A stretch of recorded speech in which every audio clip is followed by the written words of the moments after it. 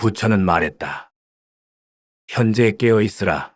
지나간 어제의 자책과 오지도 않은 내일의 근심으로 오늘을 망치지 마라 했다. 현재에 몰두하고 지금 당장 행복하라 했다. 내일의 행복을 위해 오늘을 저당 잡히지 마라 했다. 그러니 현재를 살으라고 한다. 호강에 겨우 배부른 족속들이야 당연 현재에 살고 싶겠지. 나도 동의한다. 하지만 현재가 시궁창인 사람들에게 있어 현실 직시의 끝은 결국 고통의 유일한 탈출구, 자살로 내몰릴 뿐이다. 본래 인간은 고통을 거부하게끔 프로그래밍 되어 있다. 죽음을 직감하면 과거의 주마등이라도 소환하여 현재를 잊는다거나 견딜 수 없는 큰 고통에는 기절을 해서라도 망각하려는 안전장치가 기본적으로 탑재되어 있다.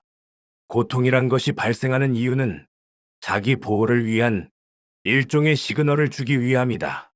고통을 발현시키고 거부하는 메커니즘이 아슬아슬 외주를 타며 자살을 방지하거나 때론 발동시키기도 하는 양가적 촉매가 되는 것이다.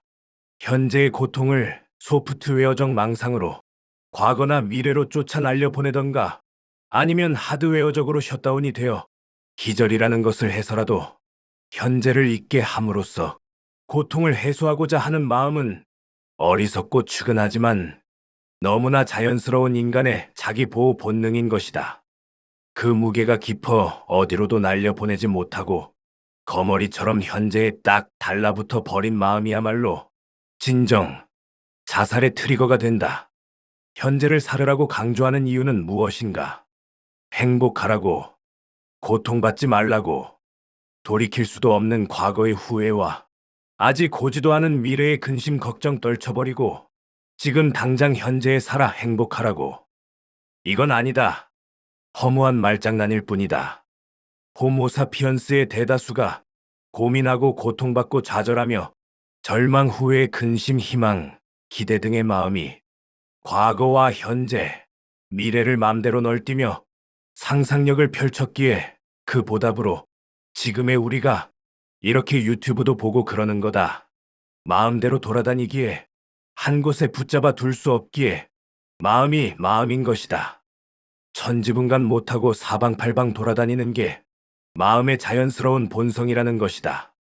그러니 부자연스럽게 현재에 억지로 붙잡아둔 마음에는 당신이 그토록 원하는 행복과 안식은 결코 깃들지 않는다.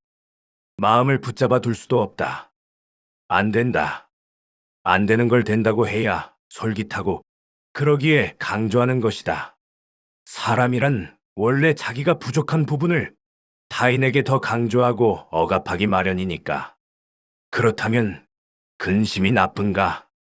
절망이, 고통이 나쁜 것인가? 후회란 걸 하면 안 되나? 마냥 평화롭고 마냥 행복하고만을 우리는 언제까지 추구하고 유지해야 이 화수분 같은 욕심이 과연 채워질 것인가? 우리는 더 많이, 더 오래 행복하고자 한다. 그렇다면 그 덜 아는 것의 비교 대상은 대체 누구인가?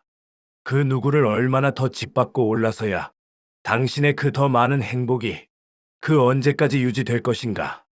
모두가 다 1등이 될 수는 없다. 모두가 다 승리할 수도 없다. 모두가 다 행복할 수는 절대로 없다. 모두가 다 불행한 것도 있을 수 없다. 루저라 일컫는 자가 있어야 위너가 있다. 혼자서는 1등이 되지 못한다. 꼴등을 향한 비난과 멸시 대신 꼴등의 역할을 맡아준 것에 대한 경의와 감사를 보내야 한다. 당신에게 세뇌된 PC함이란 것이 모두의 행복이란 개소리를 더 이상 외치게 해서는 안 된다. 행복이란 것은 야누스처럼 불행의 얼굴도 공존하고 있음을 알아야 한다. 더 나아가 행복도 불행도 없음을 알아야 한다.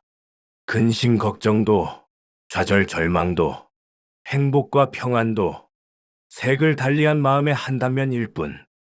이렇게 형형색색 수시로 변하는 자연스러운 흐름을 굳이 억지로 잡아다가 지금 현재에 매려고 하니 고통과 번민이 생긴다. 어차피 불가능하다. 된다고 한들 찰나일 뿐이고 그마저도 단지 착각일 뿐이다. 그냥 그대로 두어라. 그냥 그대로 느껴라. 그대가 따로 수양하지 않아도 살다 보면 현실을, 지금이라는 것을 직시할 때가 분명히 생긴다. 싸대기 쳐맞고 턱이 돌아갈 때, 뒤통수를 쇠파이프로 쳐맞아 안구가 튀어나올 때, 교통사고로 사람을 치었을 때, 하수도가 터져 아래층에 수천만 원을 변상해줘야 할 때, 불이 난 건물에서 탈출을 해야 할 때, 칼이 느닷없이 목에 들어올 때, 하다못해 문지방에 발가락을 찧었을 때, 당신은 분명 예전 호모사피언스가 표범을 마주했을 때처럼 절체절명의 위기의 순간 당신의 긴박한 마음은 과거도 미래도 가지 않고 온전히 당신과 현재에 머물러 이곳이 지옥임을 단박에 알아차리게 할 것이고, 후회와 망상의 어제와 내일이 차라리 여유로운 한 잔의 행복이었음을 분명 깨닫게 해줄 것이다. 어제든 내일이든 아무런 제약 없이 시공간을 마음대로 널뛰게 하는 마음이야말로 우리의 문명을 진일보시키는 원동력이다.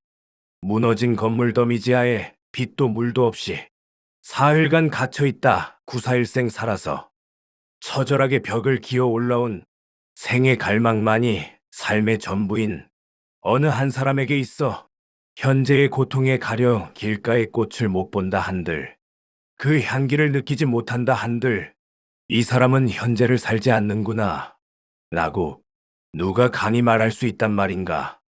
도대체 누가 진정 현재를 사는 사람이란 말인가?